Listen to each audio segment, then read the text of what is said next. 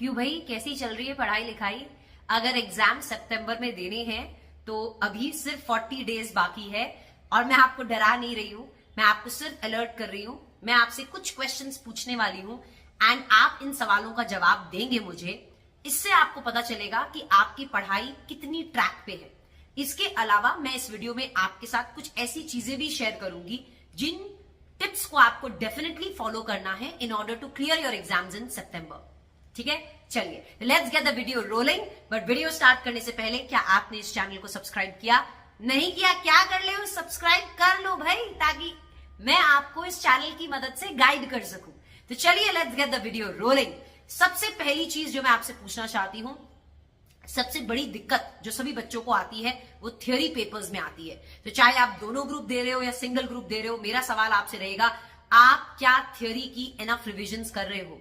कम से कम एग्जाम में बैठने से पहले आपके थ्योरी के जो सब्जेक्ट्स है वो 3 से 4 बार रिवाइज हो जाने चाहिए in order to write answers properly. देखो, अगर कॉन्सेप्ट्स अच्छे से रिवाइज होंगे ना तो आप आंसर्स को अच्छे से फ्रेम कर सकोगे, आंसर्स को अच्छे से ड्राफ्ट कर सकोगे। तो आपका जितना भी रिवीजन हुआ है, मैं आपको एक चीज साथ में सजेस्ट करूंगी कि प्लीज सुबह जल्दी उठ के 2 से 3 घंटा अपने थ्योरी सब्जेक्ट्स को दीजिए एंड थ्योरी सब्जेक्ट्स की प्रिपरेशन को कीजिए।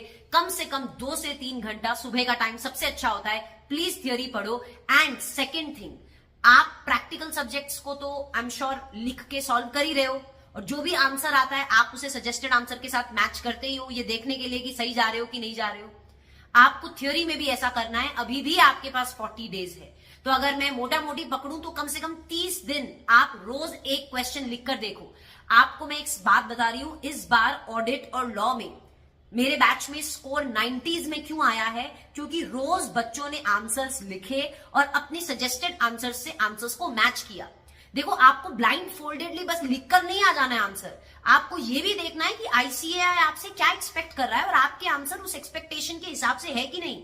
तो जब आप रोज एक क्वेश्चन लिखोगे और उसको आईसीएआई के सजेस्टेड आंसर से मैच करोगे तो पता चलेगा कि आप उस लेवल का आंसर लिख पा रहे हो जो आईसीएआई आपसे एक्सपेक्ट कर रहा है, उसी के तो नंबर मिलने वाले हैं।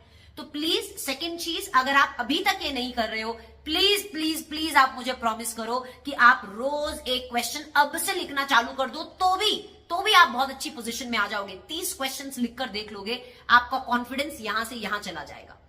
तीसरा क्वेश्चन जो मैं आपसे पूछना चाहती हूं वो ये पूछना चाहती हूं कि क्या आप टेस्ट दे रहे हो? अब इसका मतलब ये नहीं है कि आप कोई टेस्ट सीरीज ही लगा लो मार्केट से, नहीं। आप जब भी एक चैप्टर खत्म करते हो, लेट्स से आपने अकाउंट्स का एक चैप्टर खत्म किया, लॉ का एक चैप्टर खत्म किया, साइमल्टेनियसली आपको आरटीपीज उठा लेने हैं। करंट अटेम्प्ट के, पिछले अटेम्प्ट के आप आरटीपीज उठाएं और जो चैप्टर आपने पढ़ा है उसके आरटीपी क्वेश्चंस को, एमटीपी क्वेश्चंस को खुद सॉल्व करके देखें। ये होता है सेल्फ इवैल्यूएशन, इसे कहते हैं सेल्फ टेस्ट लेना। तो बेटा, अगर आपको ऐसा लगता है ना कि तुम बाद में जाके आरटीपीज, अरे आरटीपीज के लिए बहुत टाइम है मैडम, बाद में कर लेंगे, बेटा बाद में नहीं आएगा, बाद में सिर्फ एग्जाम आएगा। तो प्लीज अगर आप ये सेल्फ टेस्ट नहीं कर रहे हैं तो करने लग जाए। दैट इज आरटीपी एमटीपी के क्वेश्चंस को साइमल्टेनियसली आप सॉल्व करें, क्योंकि बाद में सिर्फ एग्जाम आते हैं, बाद में समय नहीं मिलता है आरटीपी एमटीपी के क्वेश्चंस को प्रैक्टिस करने का। और आरटीपी एमटीपी के क्वेश्चंस आईसीएआई ड्राफ्टेड क्वेश्चंस होते हैं, उनके एग्जाम में आने के चांसेस भी हाई हैं और वैसे क्वेश्चंस एग्जाम में आने के चांसेस भी हाई होते हैं। तो प्लीज अगर आप नहीं कर रहे हो, साइमल्टेनियसली करने लग जाओ। जैसे ही एक चैप्टर खत्म करो, आरटीपी एमटीपी भी साइमल्टेनियसली कवर कर ले। एंड लास्ट चीज जो मैं आपसे पूछना चाहती हूं वो ये पूछना चाहती हूं कि जो आपके, चाहे आप ग्रुप 1 दे रहे हो, ग्रुप 2 दे रहे हो, चाहे आप बोथ द ग्रुप्स दे रहे हो, आप आई होप कि एक टाइम टेबल के हिसाब से पढ़ रहे हो। दैट मीन्स आपको पता होना चाहिए कि नेक्स्ट 3 डेज आप कौन से सब्जेक्ट्स को देना चाहते हो। मैं आपको सजेस्ट करूंगी कि कम से कम दिन में 2 सब्जेक्ट्स तो पढ़े। एक थ्योरी, जैसे मैंने बोला, सुबह उठ के पढ़े, एंड रेस्ट ऑफ द दिन आप यूटिलाइज करें आप प्रैक्टिकल सब्जेक्ट्स को। तो प्लीज आप 2 सब्जेक्ट्स तो दिन में एटलीस्ट लें, जिससे कि आप प्रैक्टिस कर सकें। तो द होल मोटिव इज कि क्या आप अपने टाइम टेबल के हिसाब से पढ़ाई कर रहे हो। देखो, at the end of the day अगर आप टाइम टेबल बना के पढ़ रहे हो ना, आपके 40 डेज को आप कैसे यूटिलाइज करने वाले हो, अगर आपने वो प्रॉपरली कंस्ट्रक्ट किया है तो आप समय को अच्छे से यूटिलाइज कर पाओगे। आपको पता ही नहीं है कि आप कल क्या पढ़ोगे, उसके बाद क्या पढ़ोगे, कौन सा चैप्टर कब पढ़ोगे, कौन सा बाकी वाला है, कौन सा जो आपने छोड़ा है वो उसका समय कब आएगा पढ़ने का। तो अगर आपने ये सब प्लान नहीं किया है तो प्लीज सारी चीजें आप साइड में रख के पहले एक टाइम टेबल बनाओ और टाइम टेबल के हिसाब से पढ़ो, जिसमें आपके जो स्ट्रॉन्ग सब्जेक्ट्स है, आपके जो वीक सब्जेक्ट्स है, उसको अकॉर्डिंगली समय देके 40 डेज का एक टाइम टेबल प्रिपेयर करो। ठीक है, तो ये सारी चीजें आई होप आप ध्यान में रख रहे हैं। एंड लास्ट चीज जो मैं आप लोग को एक टिप देना चाहती हूं वो ये कि जब आपकी पूरी पढ़ाई हो जाए, जैसे 90% अकाउंट्स प्रिपेयर हो गया, 90% आपका लॉ प्रिपेयर हो गया, तो उसके बाद एक टेस्ट जरूर दें। दैट मीन्स आप एक मॉक टेस्ट पेपर उठा ले और उसको खुद अपीयर करने की कोशिश करें। इससे क्या होगा कि एग्जाम में जो आप गलती करने के आपके चांसेस थे वो आप घर पे ही कर लोगे और उससे आपको पता चल जाएगा कि आपको एग्जाम में क्या अप्रोच रखनी है। तो टेस्ट आप दें, इसका मतलब ये नहीं है कि कोई आप टेस्ट पेपर खरीदो, नहीं, आप इंस्टीट्यूट का मॉक टेस्ट पेपर ले लें और मॉक टेस्ट पेपर को खुद घर पे बैठ के अलार्म लगा के, आप 3 घंटे का अलार्म लगा के उसको पढ़ो। तो प्लीज इस तरीके का आप स्ट्रैटेजी फॉलो करें।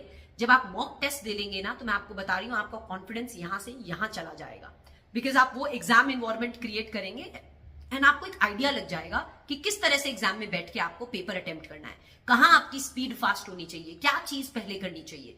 तो डू अटेम्प्ट दैट। जब आपका 90% तक सिलेबस खत्म हो जाए तब एक टेस्ट पेपर दो।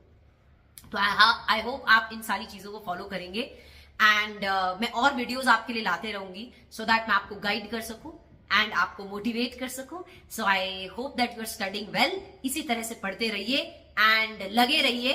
अब तो कुछ दिनों की बात है और उसके बाद अच्छा रिजल्ट आएगा। पॉजिटिविटी के साथ पढ़िएगा, ठीक है? चलिए, all right, have a good day, bye bye.